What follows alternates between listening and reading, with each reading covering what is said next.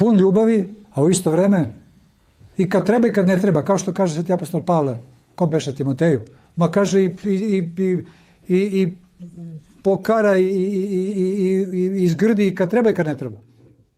Znači on je umeo, znači on je mene sekao, vidio je on da sam ja, gospodinčić, da sam ja ono mali, napaljeni, nabuđeni lik. I ja sam besneo, naravno. Našla sam dvojica. I ja sam kao neki, znaš, a on je gromada. Pa ja besnim u sebi, a znam da to radi iz ljubavi. I tako me je to dovodilo u red. A onda posle kaže, ajde, svi koji dolaze u Ostrog, svi kod Arsenija. A ja još nisam bio ni učinio.